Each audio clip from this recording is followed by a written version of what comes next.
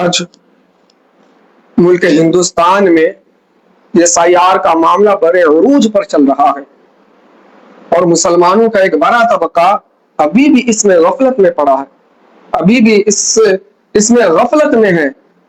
سب کچھ جاننے کے باوجود آنکھ بند کے یہ کہتے ہیں کہ کچھ نہیں ہوتا، ہم بڑے شہر میں ہیں، ہم شہر حیدرآباد میں ہیں، کچھ نہیں ہوتا، جو ہوگا دیکھا جائے گا۔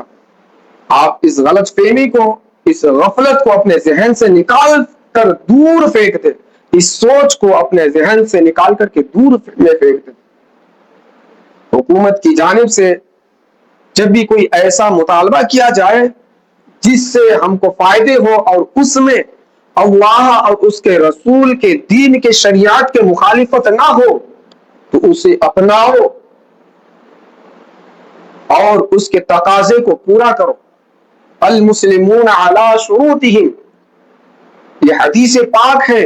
اس سے بے رغبتی اختیار کرنا اور لاپرواہی کا مظاہرہ کرنا، اپنے دستاویزات کو درست نہ کرنا، جو SIR میں جو دستاویزات کی ضرورت ہے اسے اپنے گھر کے کونے میں کسی جگہ میں پڑا رہنے دینا، یہ اچھی بات نہیں ہے، یہ اچھی بات نہیں ہے۔ یا ایھا الذین آمنوا اذا تداینتم بدین الی اجل مسمی فاکتبوہ ولیکتب بینکم کاتب بالعدل۔ قرآن ہمیں کیا حکم دیتا ہے کہ اگر تم اپنے آپس میں، تمہارے سگے بھائی بھی ہو اور تم قرض دے رہے ہو تو تم اسے لکھ لو، اپنے دستاویز تیار کر لو۔ تم صرف یہ کہہ کر کہ میں دے رہا ہوں اور آپ مجھے بعد میں لوٹا دینا نہیں، تم اپنے دستاویزات تیار کرو، تم لکھو۔ اگر لکھنے نہیں جانتے تو کسی کاتب کو بلاؤ، اسی آیت کریمہ میں ہے کاتب بالعدل، کسی ایسے کاتب کو بلاؤ جو لکھنے والے ہیں اور عدل انصاف قائم کرنے والے ہیں۔ صرف یہ کہہ کر کے مت چھوڑ دو کہ میں تمہیں دے رہا ہوں اور تم مجھے بعد میں لوٹا دینا، نہیں، تم اپنے دستاویزات تیار کرو۔ اور پھر آگے اسی آیت کریمہ میں ہے فاستشہدوا شہیدین من رجالکم، اسے گواہ بناؤ۔ یہ کب حکم لاگو ہوا تھا، یہ کب حکم آیا تھا؟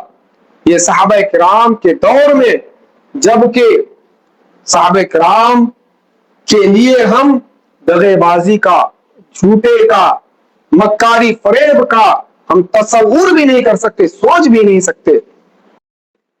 لیکن ایک پاکیزہ معاشرہ کے پاکیزہ لوگوں کو یہ درس دیا جا رہا ہے، یہ بتایا جا رہا ہے کہ تم اپنے کسی بھی معاملات کو اپنے زبان حال تک محدود نہ رکھو، بلکہ اسے رجسٹر میں ریکارڈ کر لو۔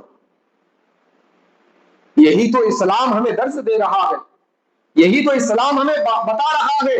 کسی بھی معاملات میں اپنے زبان تک اسے محدود نہ رکھو، بلکہ اسے رجسٹر میں لکھ کر ریکارڈ کر لو۔ اور آج جو SIR کا معاملہ ہے ہمارے سامنے میں، وہ ہمیں تو یہی درس دے رہا ہے، نہ سمجھو گے تو مٹ جاؤ گے اے ہند کے مسلمانوں، نہ سمجھو گے تو مٹ جاؤ گے اے ہند کے مسلمانوں، تمہاری داستان تک بھی نہ ہوگی داستانوں میں۔